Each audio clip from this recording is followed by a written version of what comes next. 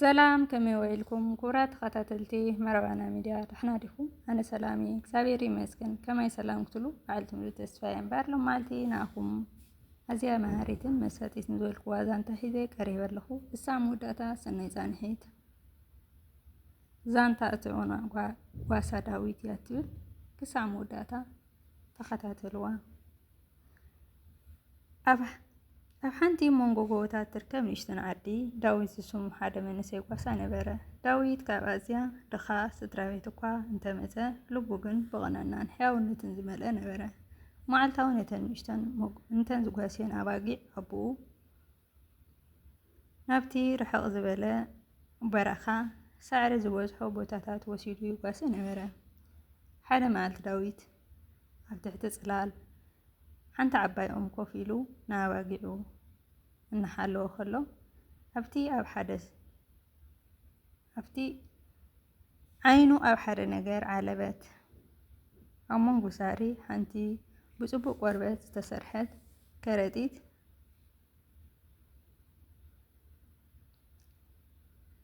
ተደርብያ ነበረት። ቀስ ኢሉ ኣልዒሉ ከፈታ። ኣብ ውሽጣ ዝነበረ ምስ ረአየ ዓይኑ ክኣምን ኣይከኣለን። እታ ቦርሳ ብወርቂ ዝመልአት ብንጹር ወርቂ ዝስርሑ ሳናቲም መሊኣ ነበረት። ንሓንቲ ህሞት ልቢ ዳዊት ብሓሳብ ተናወፀት። እዋይ እዚ ኩሉ ወርቂ ነቦይ ነደይን ካብዚ ድኽነት ከውፅኦም ምኽኣልኩ ነይረ። ሕጂ ክዳውንቲ ምገዛእና ነታ ናይ ጭቃ ቤተይ ብእምኒ ምሰራሕኽዋ ነይረ ኢሉ ሓሰበ። ነቲ ወርቂ ጠሞቶ ህይወቱ ክቕይሮ ከም ዝኽእል ተሰምዖ። ግን ድሕሪ ቁሩብ ደቓይቕ ነቲ ቁኑዕ መንፈሱ ተመለሶ። እዚ ገንዘብ ናተይ ኣይኮነን በለ ንገዛ ርእሱ። እዚ ዝተፈሰብ ክንደይ ይጭንቕ ይደልን ከም ዘሎ መን ይፈልጥ? ንብረት ሰብ ብዘይ ፍቓድ ምውሳድ ስርቂ እዩ። ስርቂ ድማ ሓጢኣት እዩ። እዚ ወርቂ ክምልሰለኒ በለ። ነቲ ውሳነ ኣጽኒዑ ዳዊት ነታ ቦርሳ ሒዙ ናብ ዓዲ ወረደ። ነቶም ኣብ መንገዲ ዝረኸቦም ሰባት ኩሎም ሓተተ። ከምዚኣ ትመስል ቦርሳ ዝጠፍአትኩም ወይ ዝጠፍአ ሰብ ትፈልጡ ዶ እናበለ ገሊኦም ኣይንፈልጥን በሉ። ገሊኦም ድማ ንስኻስ ቁኑዕ ኢኻ ግን ባዕልኻ እንተትወስደስ መን ምፈለጠ በልዎ። ዳዊት ግን ርእሱ እናነቕነቐ ሕልናይ ይፈልጥ ይብሎም ነበረ። ኣብ መወዳእታ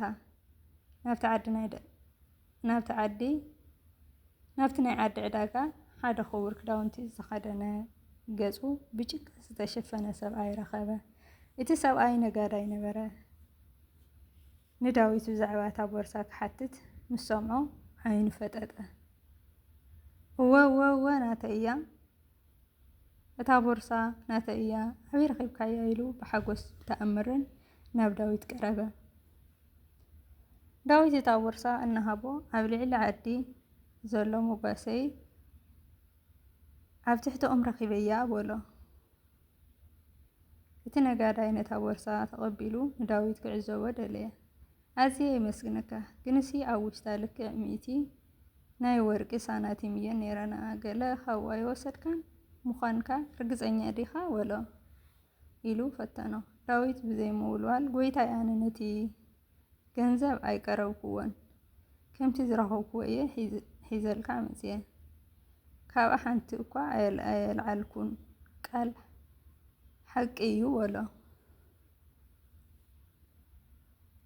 እቲ ነጋዳይ ንቕንዕና እቲ መንእሰይ ኣዝዩ ተገረመ።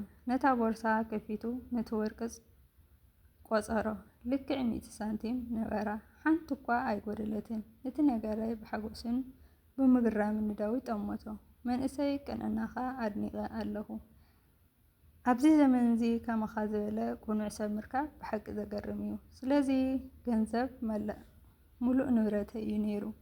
እዚ ገንዘብ እዚ ሙሉእ ንብረተይ እዩ ነይሩ። እንተዝጠፍእ ኣዝዩ ምኸሰርኩ ነይረ በሎ።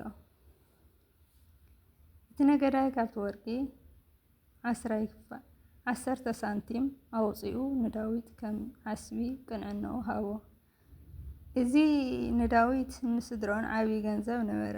ልዕሊኡ ግና እቲ ነጋዳይ ንቕንዕናኻ ስለ ዝፈተኽዎ ምስኡ ክሰርሕ ዕድል ክበካ እየ ምሳይ ክሰርሕ ዕድል ክበካ እየ በሎ።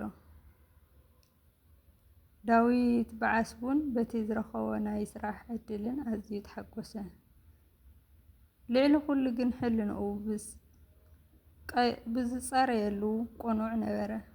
ቁኑዕ ነገር ብምግባሩ ዝተሰምዖ ሰላምን ሓጎስን እዩ ነይሩ። እዚ ዛንታ ኣብ ኩሉ ዓዲ ተባዝሐ። ኩሎም ድማ ንቐነና ዳዊት ኣድነቑ። ቀንዕና ሰዓስኡ ኣብ ሰማይ ጥራይ ዘይኮነስ ኣብ ምድሪ እውን ይረክብ እዩ ተባሃሉ። ተፈጸመ። ጸሓፊት ኣርሴማ ብርሃነ፣ ምንጪ ኤፍቢ።